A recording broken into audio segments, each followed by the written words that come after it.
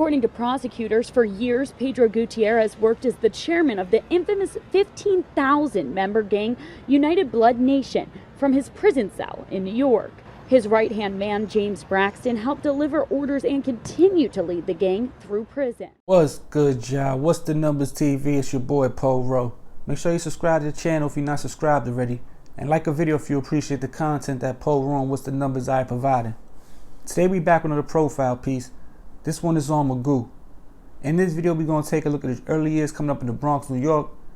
Then we will look for answers on the many different questions people have about Magoo's gang history and time behind bars in the New York State prison system. And lastly, we will talk about where Magoo is now after being caught up in a recent blood indictment out of North Carolina a few years ago. Pedro Gutierrez, better known as Magoo, is from the Bronx, New York. Growing up in that area in the late 80s and early 90s will be tough on any kid. Many blocks in the Bronx back then looked like a war zone and were filled with abandoned buildings and drug spots. Magoo, by the age of 17, would end up being a member of the Trigger Finger Posse, which was a Bronx gang that allegedly trafficked in drugs and killed 7 people in the early 90s. Magoo, not long after turning 17, will be arrested on an armed robbery charge and make his introduction to Rikers Island.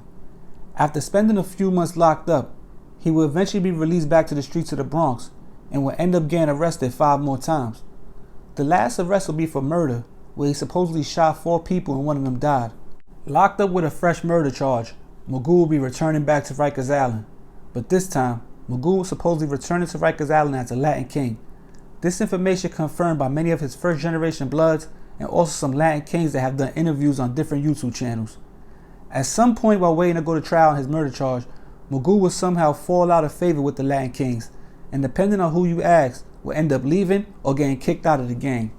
While awaiting trial, Magoo will end up in the box after slashing 4 inmates and being caught 7 times with weapons.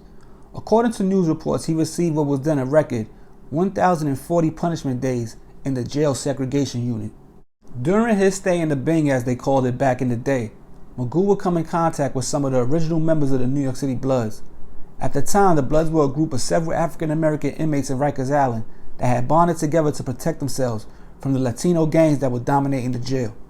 Magoo over time would gain the trust and acceptance of the Bloods by allegedly pointing out, setting up, and putting in work on some of the Latino gang members that will make their way to the box. After he put in enough work and proved his loyalty to the Bloods that were in the Bing with him at the time, Magoo, along with Wildcat, became some of the first New York City Bloods to be of Latin descent. Magoo, according to court documents, said he was officially brought home in March of 1994 by S.I., who was another legendary high-ranking member of the 9 Trey gangsters that was killed by police in August of 2015. Not too long after turning blood, Magoo was convicted of second-degree murder in 1996 and sentenced to 26 years to life. He would soon be on the move to a New York State jail in the mountains, where the war was on with the Nietas and Latin kings. The Bloods would show they were ready for the battle and would start to spread like wildfire and begin to take over the state prison system.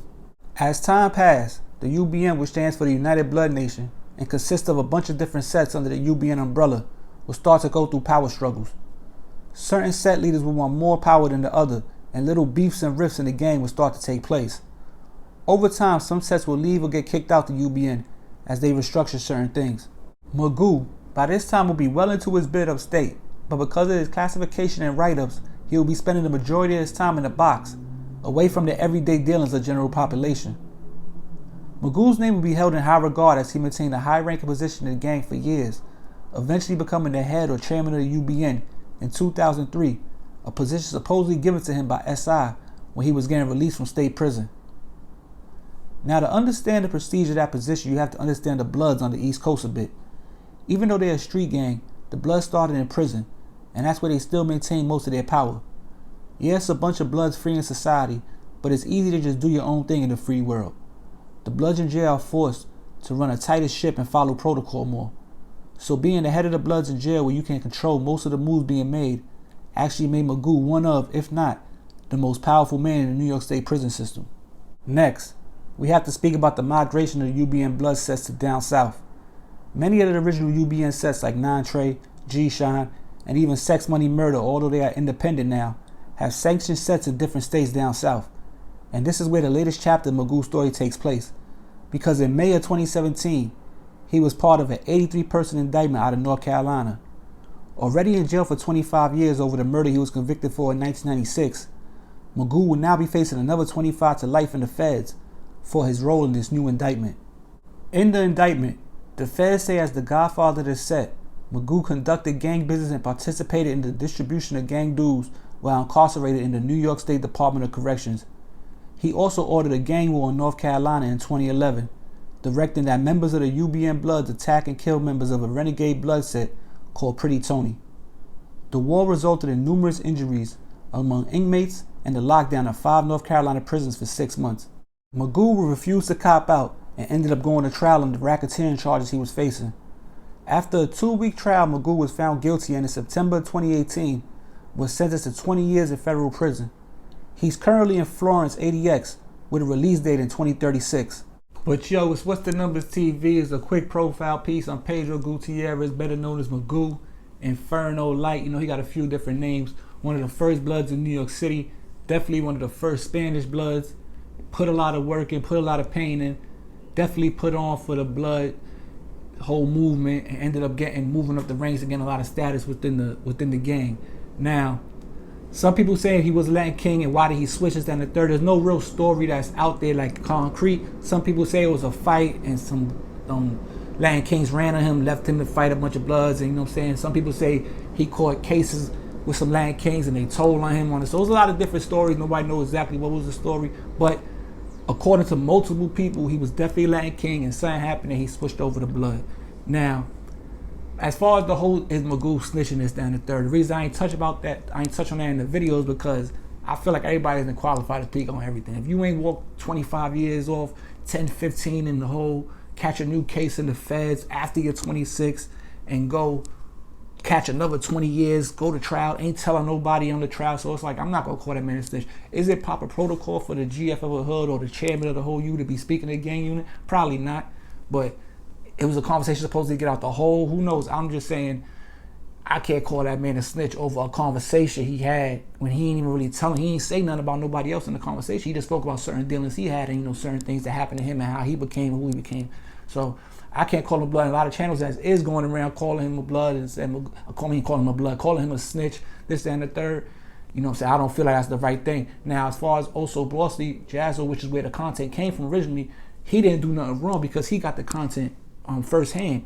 One thing I do give him, he gets a lot of big name Bloods to do interviews that haven't done interviews in no other platforms, like Pimp. He had Disco just recently. He had Uno B up there. You know what I'm saying? That's the person he got the info about the Magoo, which is firsthand. Uno B was in that indictment. So it makes sense to put that out if that's what he's saying. Now, like I said, I don't think Magoo's a snitch, but that's my opinion. Everybody got their own opinion. Now, one more thing I want to touch on. A lot of people had, being that Magoo was Spanish and all that, their other big homies or other Bloods feel a way about a Spanish person running the whole gang when it started as a black movement to go against the oppression of Spanish gangs.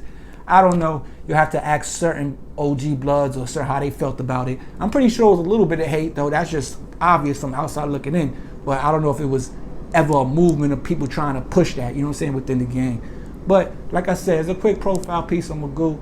It's What's the Numbers TV. Make sure you go follow the Instagram, the Patreon, the merch. The email's in the description if you want to holler at me.